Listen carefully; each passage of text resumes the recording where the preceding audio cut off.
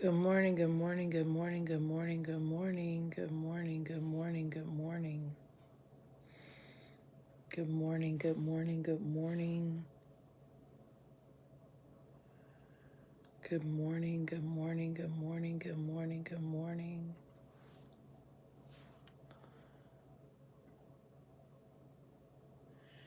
Good morning, good morning, good morning.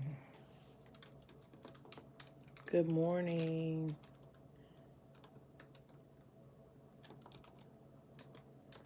Welcome, welcome, welcome. Come on in the room. Good morning. Good morning, good morning, good morning. We are live. Good morning, good morning, good morning, good morning, good morning, Village Keepers and Soul Journeyers. Good morning, good morning, good morning.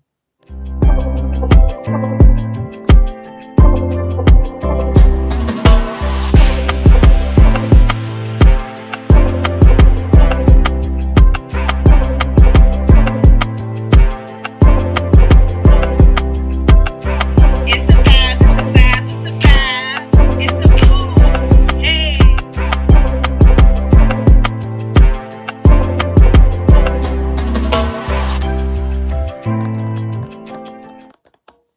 Good morning, good morning, good morning, good morning.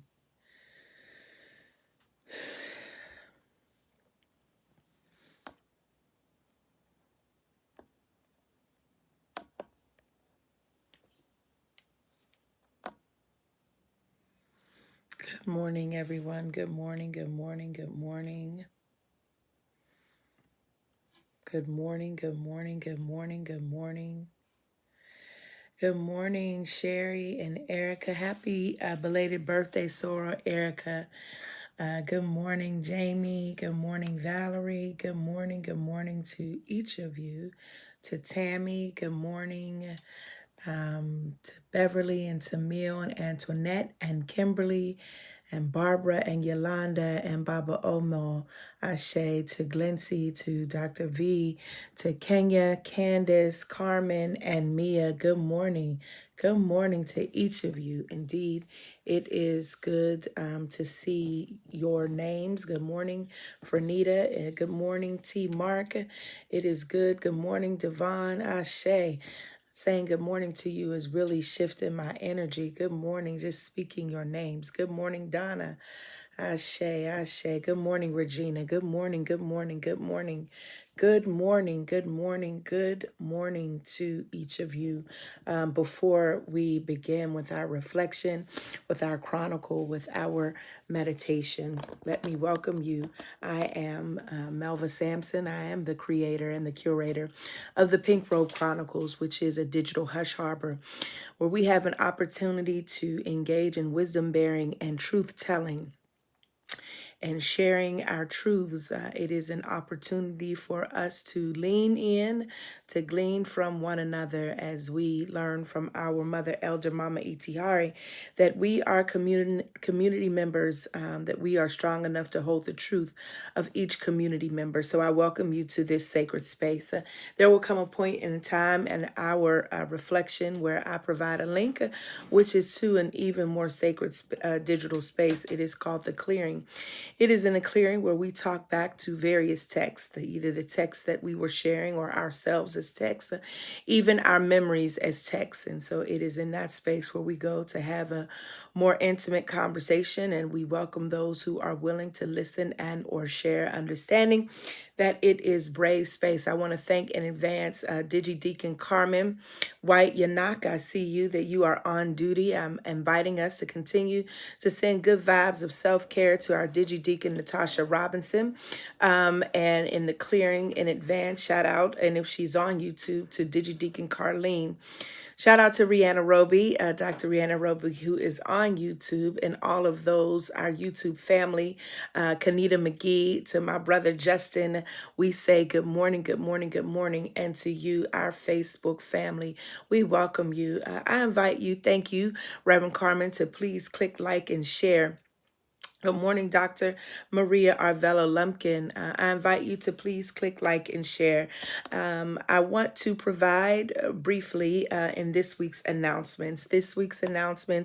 I want to share in our announcements. I do not have the graphic, but I do want to share that Dr. Itihari Torre, for whom this community affectionately and respectfully identifies as Mama Itihari, will be hosting on next Sunday, I believe, but I will have the graphic this week. We'll be hosting if let me type her name in the chat so that she can come on in. Ashe. Will be hosting for those who are interested and do the work. Now listen, this is, I don't want to say interested. Let me back up and say for those who feel a sense of call, who identify, who use ritual to move through seasons of life, who acknowledge ritual as a necessary entity in their spiritual practice. Mama Itihari will be sharing a community ritual with us around grief. Given the season for some, as she is identified and being led by spirit and the ancestors, she is providing a teaching. This teaching is $75,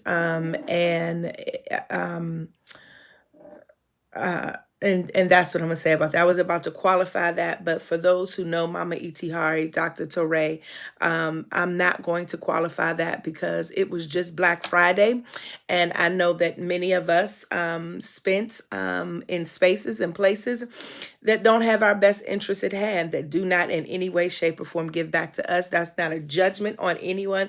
That's just is what it is. So I'm gonna stop qualifying, especially when it comes to Black women, why we should pay them. I'm going to stop qualifying. I'm not going to do that anymore.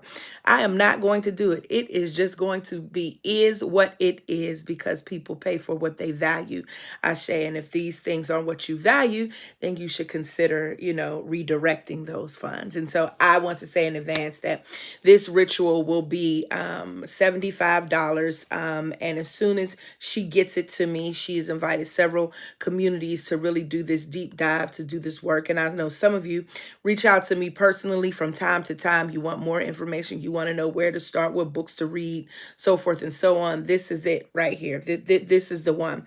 And we do this work in community. Any ritual keeper will tell you that you never engage the ritual on your own and you never plan the ritual on your own, but the ritual is for the community. And so you engage the ritual keepers to do such. So I'm excited to share this info with you. And as soon as I get it, look out. I will have it on all of my platforms. It will be on Pink Robe Chronicles Facebook page. It will be on the Pink Robe Chronicles IG page. It will be on the Melva Sampson Facebook page. It will also be on the Melva Sampson IG page and anywhere else that you might find us. Ashe, ashe, ashe. Yes, y'all, that's what we're going to do. We are going to stop qualifying. Dr. Irie, good morning. Good morning, good morning, good morning. Yes. Today, November 27th, and shout out, one more announcement. Shout out because we do this work in community. Shout out to the Gathering, the Womanist Church there in Dallas, Texas. Shout out to pastors, co-pastors, Reverend Doctors, and we can say doctors plural. Shout out to Reverend Dr. Irie Lynn Session, as well as to my cousin, the Reverend and now Dr. Camila Hall Sharp. Yes, yes, yes, yes, yes. Shout out to you. Shout out to you, the Reverend Dr. Camila Hall Sharp. Shout out to you. We are excited at your accomplishment. We are excited at your completion of your PhD in religion with a concentration in Hebrew Bible, that you have now joined the ranks of some phenomenal Black womanist biblical scholars who can help us to continue to parse these sacred texts. And I am so grateful for your journey. She will be participating in formal ceremonies this month, and this Pink Robe Chronicles community just wants to shout you out and tell you congratulations. I hope that you all will celebrate Dr. Hall Sharp with me. She is a phenomenal person. She is a thoughtful person. She is a brilliant person, and I love her dearly, as I know Irie does, and I know that the broader community. So shout out to you, cousin. I'm very, very proud of you. Also shouting out to the gathering, because I want to say thank you. Thank you for your work on yesterday. This is getting ready to conclude our week's announcements. Thank you for the work that you did on yesterday, not only in your sermons, but in your sharing of the We Are Here documentary, wherein one of your ministry partners is featured, Minister Deshay is featured in the documentary We're Here, which is featured on HBO. And so if you have HBO Max, I encourage you to watch season 3, the first episode, and then join the gathering on Tuesday, I believe, at 7 p.m. Central Standard Time, where they will have a talk back to the text being the documentary. And HBO actually came in and filmed Minister Deshay while they were at the gathering doing their work.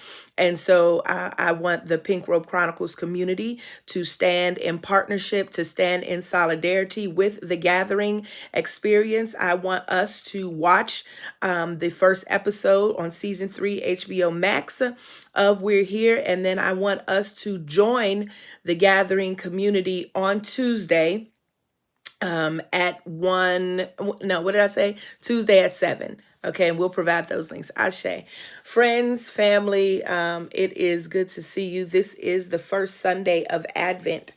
The first Sunday of Advent for those who identify as Christian. And even for those who identify as Christian, you still may not know what Advent is. I want to just tell you the truth that I did not grow up in the Baptist church that I grew up in. We did not grow up not understanding. I don't recall. Let me say that. I won't say it wasn't taught.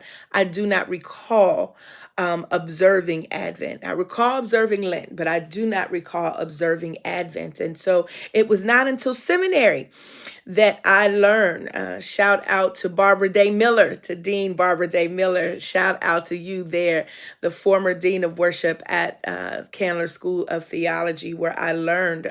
Shout out to her and to Dr. Don Salyers, where I learned about the liturgical calendar, the Christian liturgical calendar. And then shout out again to Mama E.T. Hari, who helped me to Africanize it and to remix it, Ashe, for the purposes of my interpretive lens. So I want to invite us to reflect on a text and to just loosen the reins on our conversations on this morning. Shout out again to Dr. Valerie Bridgman. Welcome, welcome, welcome into the good work that Women Preach is doing. We shout you all out as well. And if you are doing some good work and I've not seen your name, just go ahead and drop your link and drop what you're doing, Ashe, so that our community will know. I want to I'm also going to stop saying that I feel all over the place. I want to stop saying that too, because when you say that you feel all over the place, it gives the idea that you don't know what you're doing or that you're not prepared. At least that's the Western interpretation, because the Western thought process wants us to move and operate in what the Western thought process or the Western knowledge validation process identifies as a linear thought, meaning it wants us in a logical linear thought. And usually logical thoughts are linear, meaning they start at A and they end at Z and they go in a straight line. But in certain types of cultural communicative efforts, we know that communication is often circular.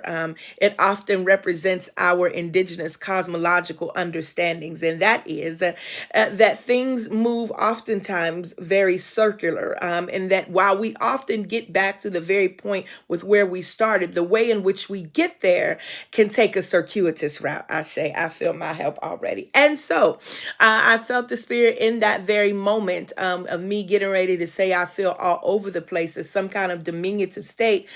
And the spirit was nudging me to say, you feel that you have multiple ideas to share.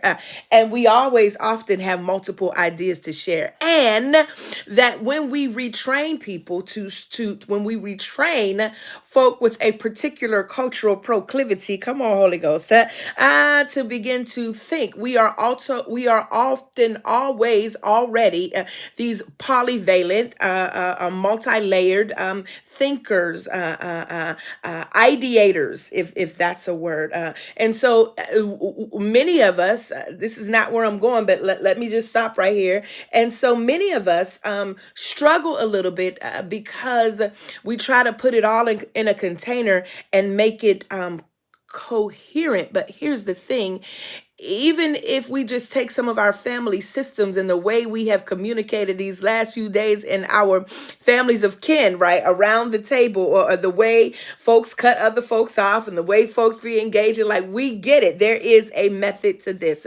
And so I'm not going to say that I'm all over the place. What I want to say is that there are many ideas, many reflections that are moving through me right now. And so I just want to begin to share a few of them, Ashe. And thank goodness that Advent leads these next 4 Sundays, leads us up, will lead us into conversations where we can continue these. Shout out to Dr. Monica Coleman, whom I know is on here, who also has an Advent study. Shout out to Cole Arthur, who does an Advent study on her Patreon. So if you follow Cole Arthur on Patreon, and as I just mentioned, Woman Preach is doing an Advent series.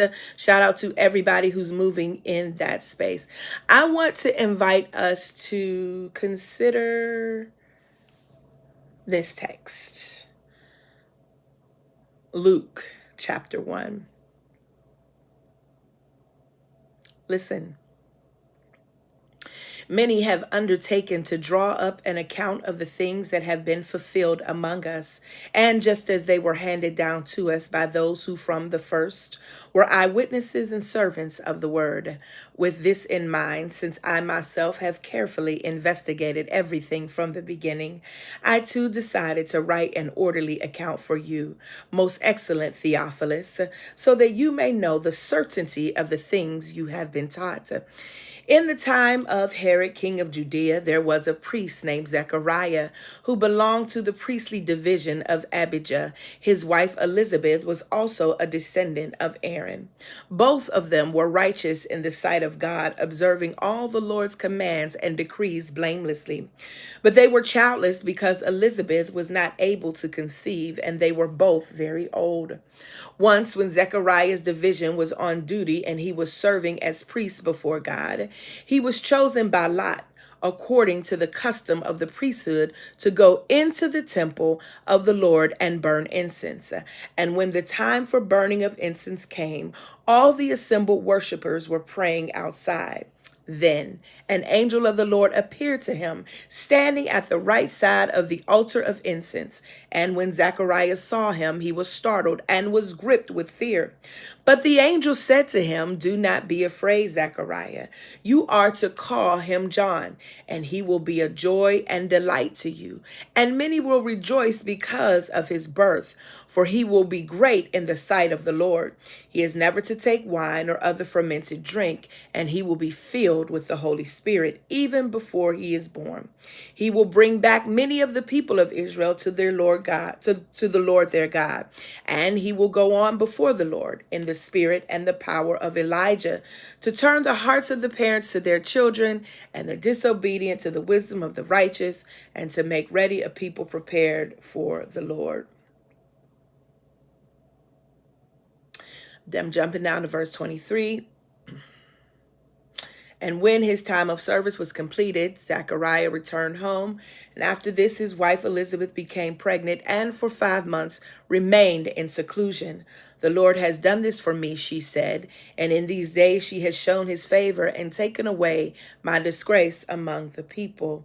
Verse 26, and in the 6th month of Elizabeth's pregnancy, bear with me, and in the 6th month of Elizabeth's pregnancy, God sent the angel Gabriel to Nazareth, a town in Galilee, to a virgin pledged to be married to a man named Joseph, a descendant of David. The virgin's name was Mary. The angel went to her and said, "Greetings, you who are highly favored. The Lord is with you." And Mary was greatly troubled at his words and wondered what kind of greeting this might be. But the angel said to her, "Do not be afraid, Mary. You have found favor with God. You will conceive and give birth to a son, and you are to call him Jesus. And he will be great and will be called the Son of the Most High.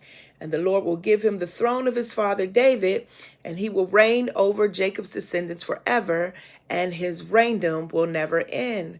Verse 34 says, "How will this be?" Mary asked the angel, "since I am a virgin?" And the angel answered, "The Holy Spirit will come on you, and the power of the Most High will overshadow you. So the Holy One to be born will be called the Son of God. Even Elizabeth, your relative, is going to have a child in her old age, and she who was said to be unable to conceive is in her 6th month. For no word from God will ever fail." Let me read that verse again. The angel answered that the Holy Spirit will come on you, and the power of the Most High will overshadow you. So the Holy One to be born will be called the Son of God. Even Elizabeth, your relative, is going to have a child in her old age, and she who was said to be unable to conceive is in her 6th month, for no word from God will ever fail. Even Elizabeth, your relative, is going to have a child in her old age, and she who was said to be unable to conceive is in her 6th month, for no word from God will ever fail.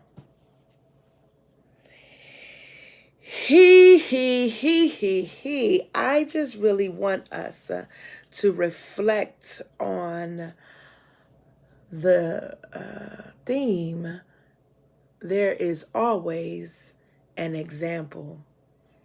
There is always an example. According to Dr. Joseph Soret, who is at Columbia University, I believe he directs the center there and is the chair of the Department of Religion or African American Studies. Back in 2010, which seems so long ago, in the African American lectionary, Dr. Soret provided a beautiful introduction, a cultural resource for Advent. And in that particular writing, this is what he says. At its most basic definition, Advent means simply a coming into place, a view, a being, or an arrival. That is, Advent is the expectation of something about to take shape, form, or appear.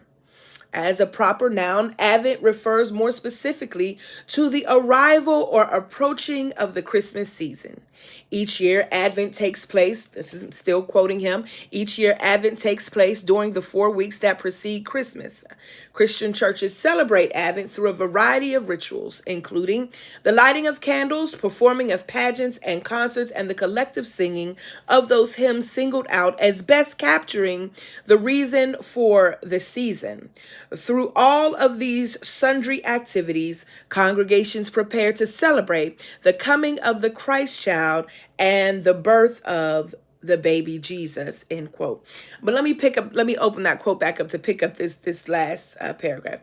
In that these liturgical practices are geared towards gathering the hearts and minds of Christians for the birth of Jesus, Advent can be seen to possess a certain theological richness in its approach to the Christmas holiday.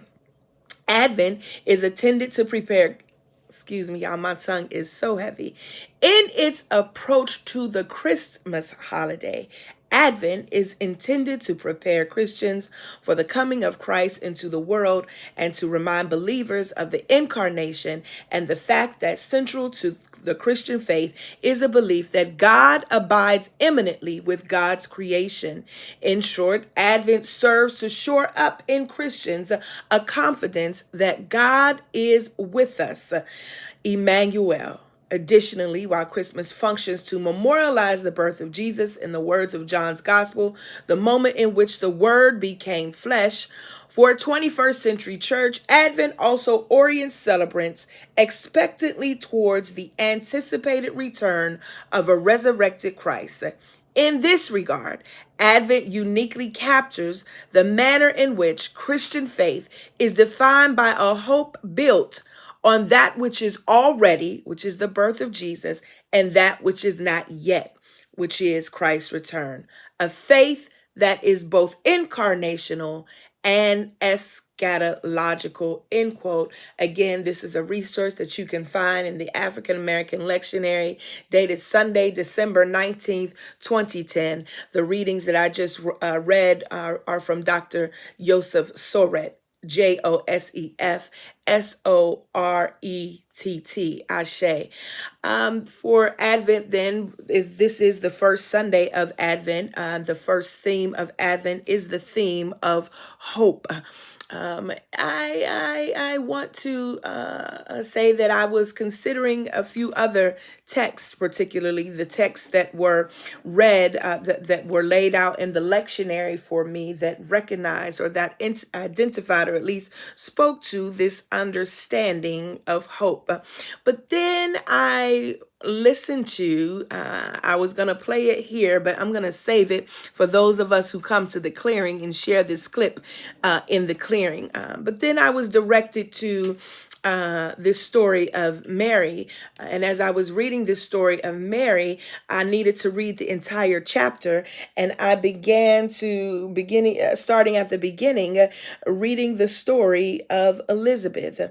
As we enter into this text, we see that the angel has come to visit Zechariah and is telling Zechariah that his wife is going to bear a child. And Zechariah feels a kind of way because they've been trying. They have been trying. And I don't know about you, but I know that I don't like a false sense of hope, particularly when for some of us there have been some things that we have been praying about, some things that we have been laying before God and our ancestors. We have been waiting for movement on. We have been praying and laying it forward and calling on prayer partners. We have been desiring to see a move, and yet no move seems to have appeared. And then we have an encounter, we receive a word, and in this word it is even hard for our hearts to really be stirred because we are so cautious, because if we were telling the truth about it, it might be that we are actually hopeless, or we have less hope. Hopeless seems so final, but that we have less hope that a thing will come to pass because of the length of time that a thing actually takes to come to pass. And so here we see that the angel in this text is very, very busy. First telling Zechariah that Zechariah's wife Elizabeth will bear a child. And here the issue is that Elizabeth is old in age, anatomically, biologically. She has passed the point beyond where she is able or should be able to give birth or to bear a child. And yet the angel says, no, at the appointed time, she will bear a child. And then the child, because Zachariah did not initially believe, Zachariah's mouth is closed and he is unable to speak.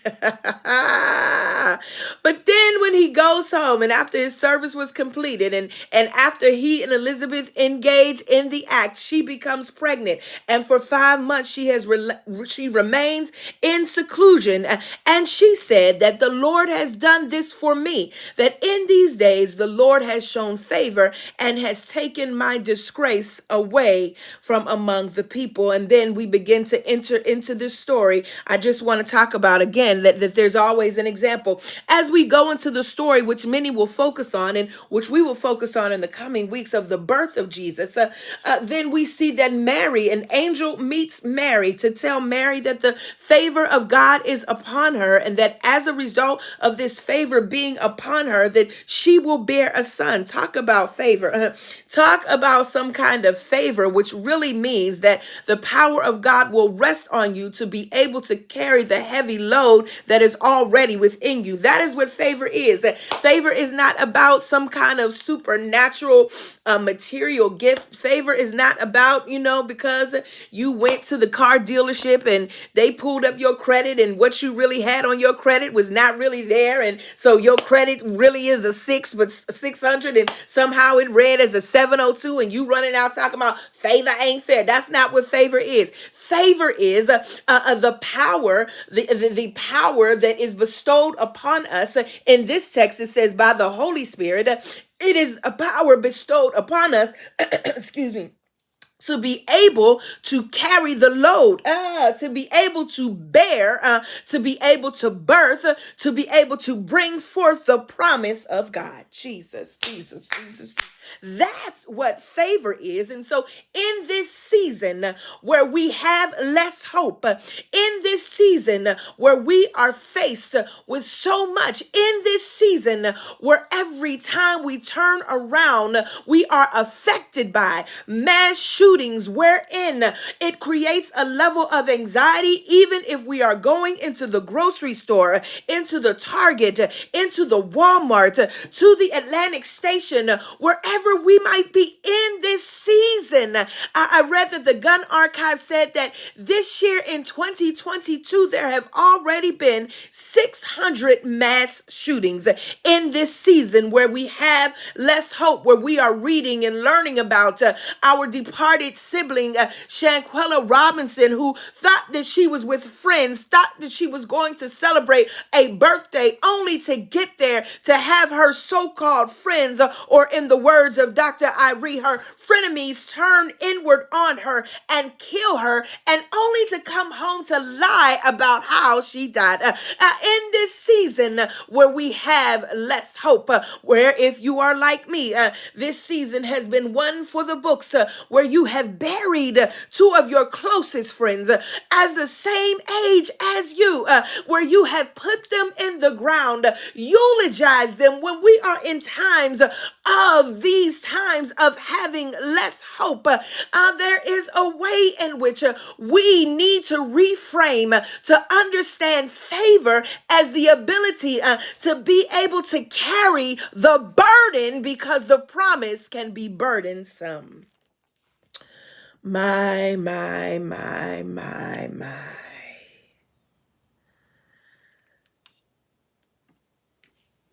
So in this foretelling, it is only right that Mary was greatly troubled at these words that the angel gives to her. What do you mean I'm highly favored? See, friends, I'm not really making points. This is just really a broad reflection. But if I had one to make, I guess it would more so be asking a question, who really wants to be favored? Because if we really understood favor, I would suggest that there would not be a long line of us running to raise our hands to say, favor me. Favor requires a level of responsibility. And Mary, I'm guessing, was greatly troubled at these words and wondered what kind of greeting this is. And the angel then tells her, don't be afraid. Yes, you found favor, and God is going to give you the ability to carry this. But more than that, down in verse 36, the text says that even Elizabeth, your relative, is going to have a child in her old age. And she who was said to be unable to conceive is in her 6th month. For no word from God will ever fail. That's it, friends. That's the whole reflection. There is always an example. In these times where we feel overwhelmed by the call, in these times where we may be perplexed by the types of greetings we receive, in these moments where we want to give it all back, or where we want to hide and not be seen and not have any angel in any shape and or form identify us, in these moments where grief is extremely heavy, in this season where it feels, it is the wonder, if you will, and it is also the complexity of liminal space, the liminality of an Advent season wherein we celebrate the already and the not yet. Could it be that the very faith of those who follow the way, that our comfort space is really the space of liminality? For we are always floating between the already and not yet. That even in this season of Advent, as we acknowledge the birth, the memorializing the birth, not to suggest that it is in December that Jesus was born. Don't get stuck there. But the memorialization, the connection with something, with a being coming into the world, not just a being, but that the witness at the moment where God becomes one of us. And can I pause right here for all of the naysayers, for all of those for whom this keeps us out of fellowship and connection? Listen, these things are open to interpretation, at least here, wherein I'm going to say that it was not just Jesus. Jesus is just but one example that was put forward, one example that the power was put behind from the powers that be to show us an alternative way. That there were many who walked in the power and the presence of the favor of God to live out the call and the promise, that God comes in as one of us, that Jesus is just yet only one example and provides for us a level of consciousness that invites us to consider, what does it really mean to be born in the capacity that Jesus was born in? How do we then reframe this understanding of miracle? And how do we also reframe the understanding of the reigndom of God when the very birth of the one that comes in a particular way that is not suggestive of one who might reign as this sort of ordinary being? My goodness, today. There's always an example. There is always, even in these times filled with less hope, there is always an example for us to look to. Sometimes these times, they will anesthetize us. They will attempt to take all of the hope from us. They will attempt to make us numb. I'm talking to myself. We will become desensitized. We will hear horrible things and just give it a few moment thought and move on to the next thing as if it didn't happen. The news cycle becomes so short that we become inundated with tragedy, trauma. We are suffering already from what Dr. Joy DeGruy says is that post-traumatic slave syndrome, coupled with that post-traumatic stress disorder. These things moving around in our DNA, the epigenetics, then our DNA becomes traumatized, and we carry this on. And as a result, we can then feel like we have no hope. We can begin to feel, what is it really all about? What is it really for? I mean, what's the whole purpose of this belief? What's the whole purpose? Like, why? Is it necessary? Like, I just can't. Our patience grows short. I can't be in conversation. There are certain things that can't come in my spirit. So I'm going to just shut it all down. I'm throwing the baby out. I'm throwing the bathwater out. I just can't.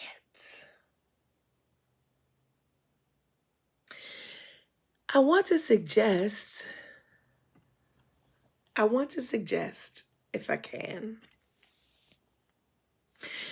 could it be that part of the can't smell, Christopher,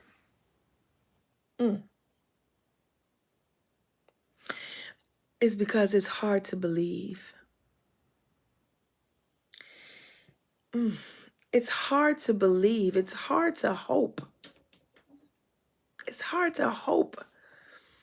It's hard to hope when you are caught in the matrix of domination, as Patricia Hill Collins says, visible and interlocking systems of oppression.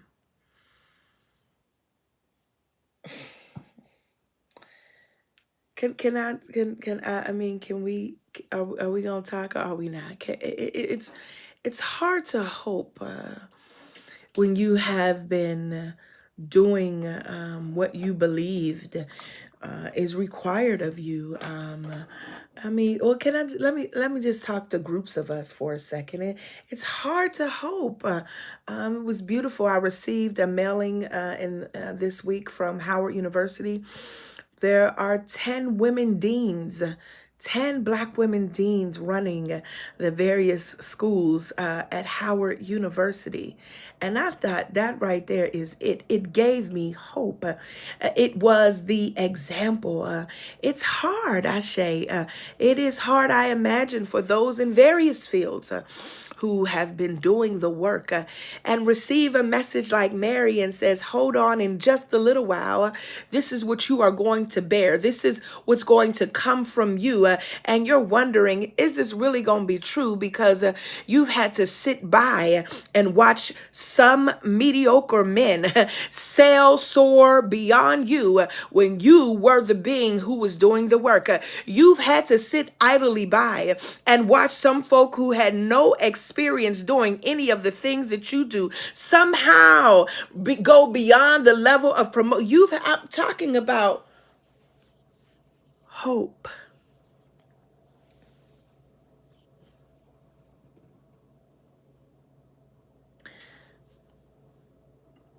The angel points Mary, who is about to undertake a great task, back to her cousin. Why does the angel do this?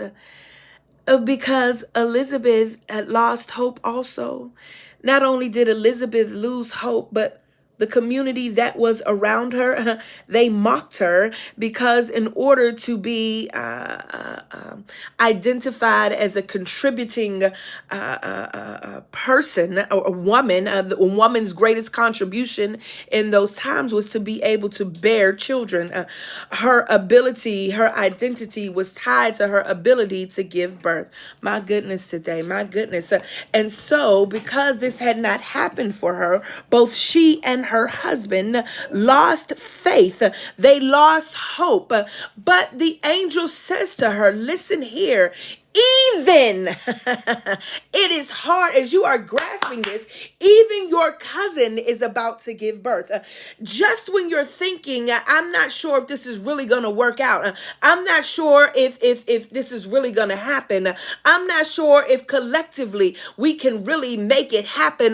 The angel is coming to tell us that God is not just with you, but there is an example that even before you get this message, there is a forerunner. There is something that you can look to that will give you life. And why?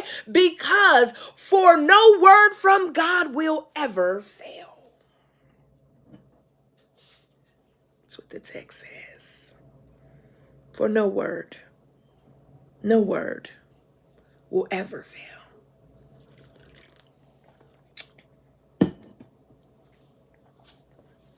That's really all I got to say.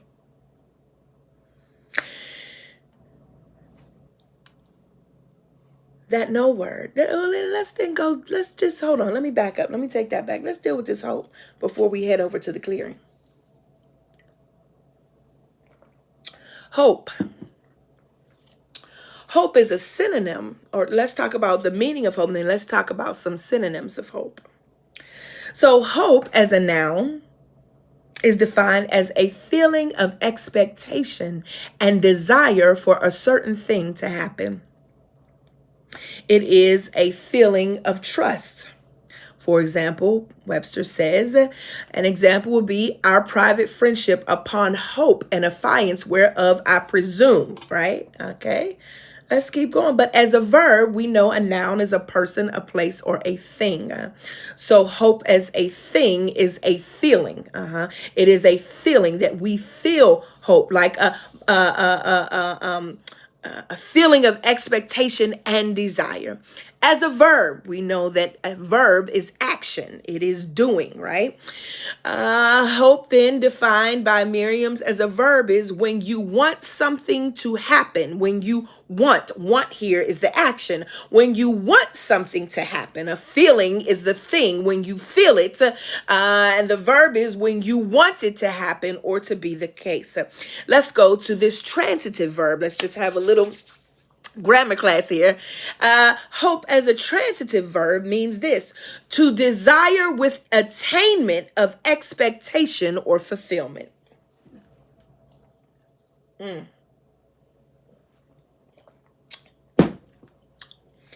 For no word from God comes back void.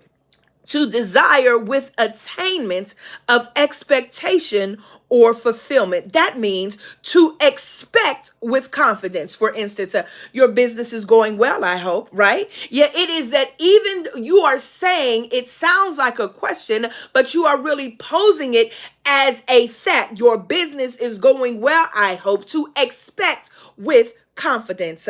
And let's look now then that we understand as a synonym of hope. There are two: expect and look. Expect to await some occurrence or outcome. Expect to imply a high degree of certainty and usually involves the idea of preparing or envisioning. So the angel was trying to prepare Mary by showing her that there was an example in her cousin Elizabeth, trying to prepare her for the vision that God had embodied her, had become her. There is something that I'm going to share in the clearing shortly, that my forever dean, Dean John Kenny, the Dean Emeritus of the Samuel DeWitt Proctor School of Theology there at Virginia Union and professor of theology, talks about in this Birth with Mary, where he says that the birth thing is not really about Jesus, that Jesus becomes our primordial example of what it means to be birthed into uncomely circumstances. What it means, and then as a result, what Christianity does is moves in on a pinpoint of oppression, and it is from that lens of oppression that Christians begin to share the message. Friend, it helps us to reframe and to reshape what the angel here is helping Mary to do, is to expect that Mary will receive help with the promise that she is carrying, because she has examples to look to.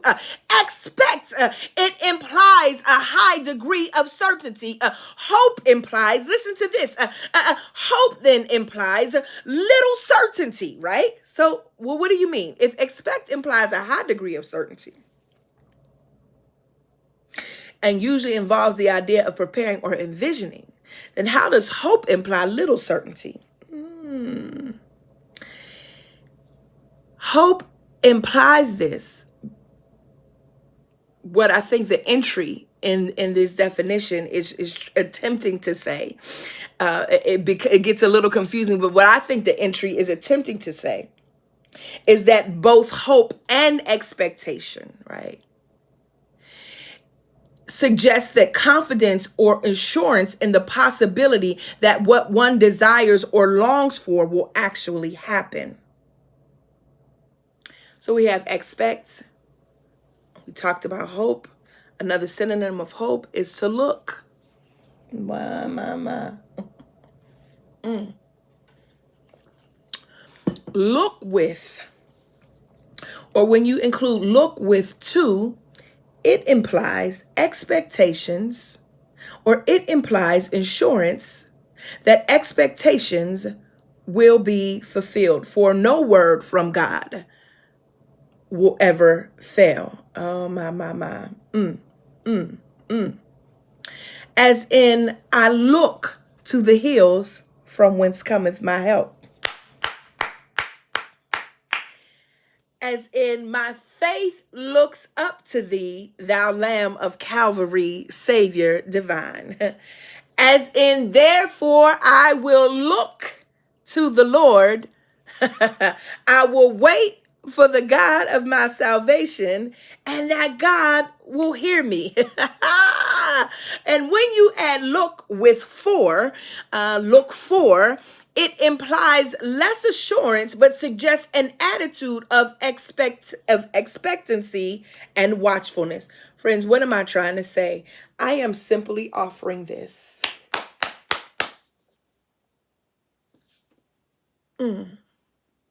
That we are in a season of expectation and watchfulness. We are expecting the consciousness that comes from the birth of a being that provides for us another way. We are watchful at the same darn time because we are seeking the resurrection. How can you seek both birth and resurrection in the same time? This is what the angel was pointing toward Mary toward in the example of Elizabeth. How is it that in this hopeless, this world where we are filled with less hope, how is it that we can stand and be able to wait with bated breath, or expect the season of change, and at the same time watch for a newness, a restoration, a futuring? And that, I would suggest, is getting comfortable with liminal space. Black folk know what liminal space is. We have always lived in between the already and the not yet. We have made ways out of no ways in the space of the already and the not yet. We have plotted out our freedom in the space of the already and not yet. We have emancipated ourselves on the path of already and not yet. We have created our own brilliance, acknowledged our brilliance and our magic in the already and not yet. It is the true meaning of what our elders, and I said on last week, what our grandmothers, it is that familiar hymn of our hope is built on nothing less. Yes, Baba Omo, it is conjuring. Hope is conjure. It is our ability. It is incantation when we speak it.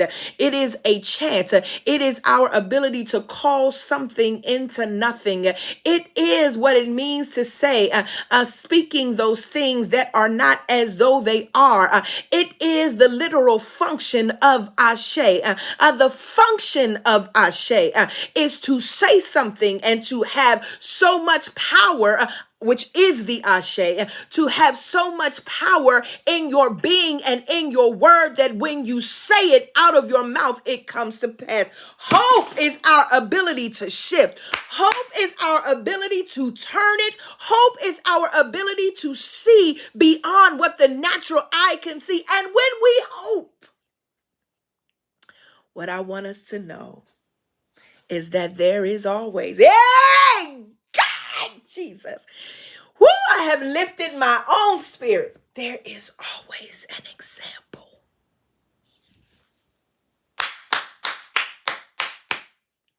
So maybe the prayer is for us to clean out our ears. Maybe the prayer is for us to wipe our eyes. Maybe the prayer is for us to begin to massage ourselves right around this area, right around this here throat chakra, this heart chakra. Maybe we need to reimagine. We need to reframe so that we can conjure up the world that we want to see. And then when we conjure, is that not the favor? I'm not about to do this with y'all.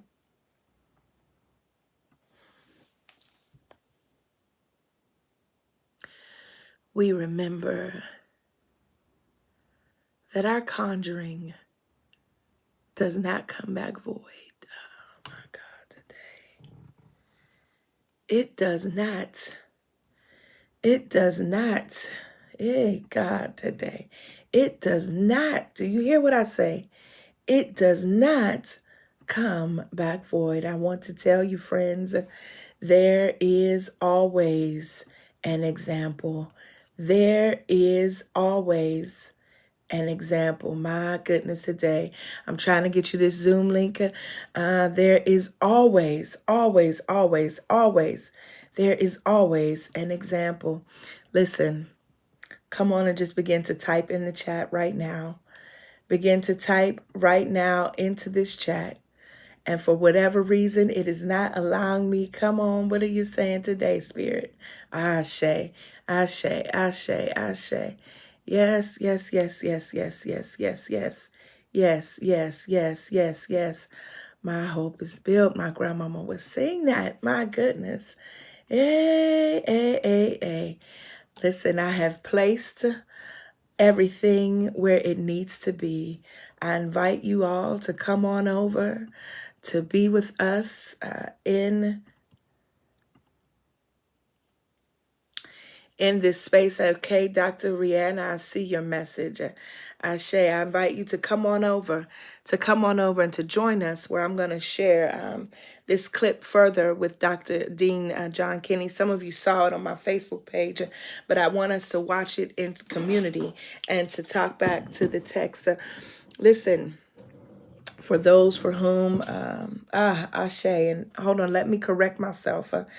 I want to acknowledge and honor my maternal grandfather, Norv Roberson, for whom this is the day of his ascension, the day of his transition and ascension back in 2001 on November 27th. And then on December 1st, my great grandmother, Mamie McDonald, made her ascension into the ancestral realm, Ashe, in December 1st, 2001. So just a few days from what would have been, I guess, her son-in-law, if he and my grandmother had been married. And then that following year in 2002, my grandmother transitioned on December 3rd. And so this is a season of honoring, a season of first of being without folk in my life who I imagined would be present for much longer. Those ancestors, both Carol and Tanya, 52 and 47 years of age, who transitioned this year. I speak their names. And so I acknowledge for those of you for whom you are experiencing a season of first without those whom you love. I also acknowledge that this is a season packed with trauma for some. The whole idea of folks going home for the holidays and what home might represent for you. And it might not be that warm, comfy place that some always espouse or experience. It might bring up memories for you. I just know that for me also, December is my decision day. December, the decision that I had to make many years ago when I was 16 years old, making the decision that was best for me and my body, Ashe. And so it brings up old traumas, not around decision day, but traumas around judgment. And so I again acknowledge what this season can bring for some, what these dates can bring for some. And yet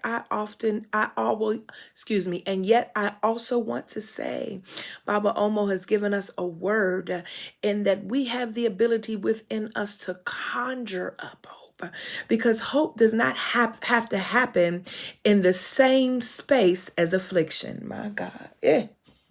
Mm, mm, mm, mm, mm, mm, mm. That's a word. Hey, God, today. Baby, you don't have to conjure in the same place of your affliction. Mm, mm, mm, mm, mm, mm.